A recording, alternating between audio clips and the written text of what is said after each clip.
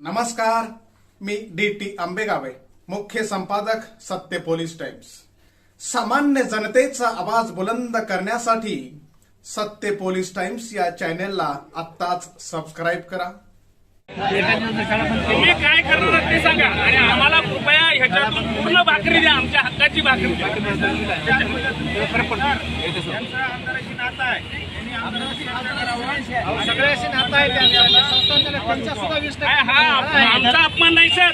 ज्या उदात भावनेनं संस्था स्थापन केल्या तिथल्या संस्था चालकांनी हा सगळ्या संस्था चालकाचा सगळ्यात मोठा अपमान आहे। कारण आम्हाला पात्रधारक म्हणून या संस्थेवर आम्हाला प्राध्यापक म्हणून घेतलंय, शिक्षक म्हणून घेतलंय आणि या पात्रधारक शिक्षकाला जर सगळा पगार देऊ शकत नसेल तर आमच्या अगोदर सगळ्या महाराष्ट्रातल्या संस्था चालकांनी आधी रस्त्यावर उतरलं पाहिजे। पाठीमागं काय झालं आम्हाला माहिती नाही, काय लिहून दिलंय आम्हाला माहिती नाही, पण जेव्हा सरकार कायम शब्द काढतं आणि आमच्या खात्यावर जर SBI बँकच्या अकाउंटवर जर सरकारनं 20% 40% पगार टाकला असेल तर आम्ही सरकारचे कर्मचारी आहोत आणि म्हणून संस्था चालकांनी हा अतिशय गांभीर्यानं मुद्दा घ्यावा अशी आपणास विनंती आहे सर। आणि महाराष्ट्रातल्या संस्था चालकाकडून उद्या निर्णय झाला पाहिजे की सोमवारपासून 100% सगळ्या महाराष्ट्रातल्या शाळा बंद करा।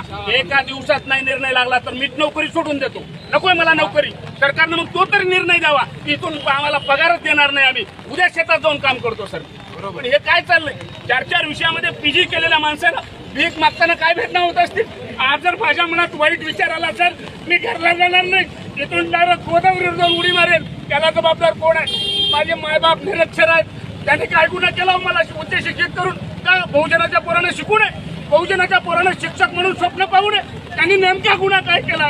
म्हणून माझी विनंती आहे, तमाम या व्हिडिओच्या माध्यमातून महाराष्ट्रातल्या सगळ्या संस्था चालकांना माझी आग्रहाची विनंती आहे, पाय जोडून आमच्या पोटाला जशी तुम्ही भाकर दिली संस्थेवर नोकरी विचार करा।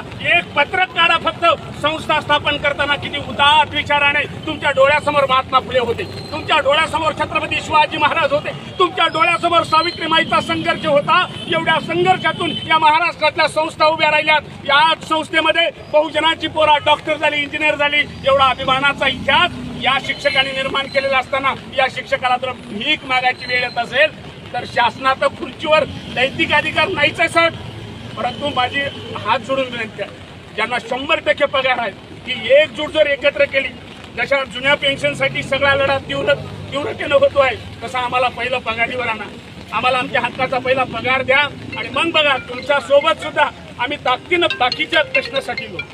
म्हणून माझी आदरणीय सरांना सगळ्यांना विनंती आहे, कदाचित हा सात्विक राग आहे साहेब, या रागाच्या भरात काही जास्तीचं गेलं असेल तर माझे मायबाप म्हणून तुमच्या समोर मी माझं दुःख मांडतोय।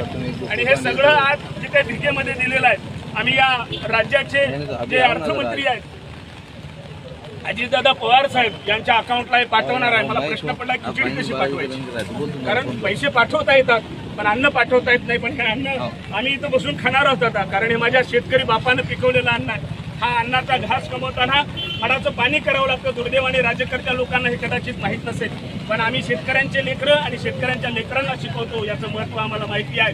आणि म्हणून शासनकर्त्यांना माझी विनंती आहे, हे सगळी भिकेचे पैसे तरी घेऊन आमचा टप्पावाढीचा शासन आदेश लवकरात लवकर नव्हे पुढच्या आठवड्यामध्ये, आणि तोही सोमवारच्या दिवशी जर नाही निघाला तर तमाम 72,000 शिक्षक हे पूर्ण आता रस्त्यावर उतरतील आणि त्यांच्यासोबत विद्यार्थी असतील, संस्था चालक असतील, शिक्षक असतील आणि महाराष्ट्रामध्ये एक मोठं जन आंदोलन छेडल्याशिवाय आता आम्ही गप्प बसणार नाही।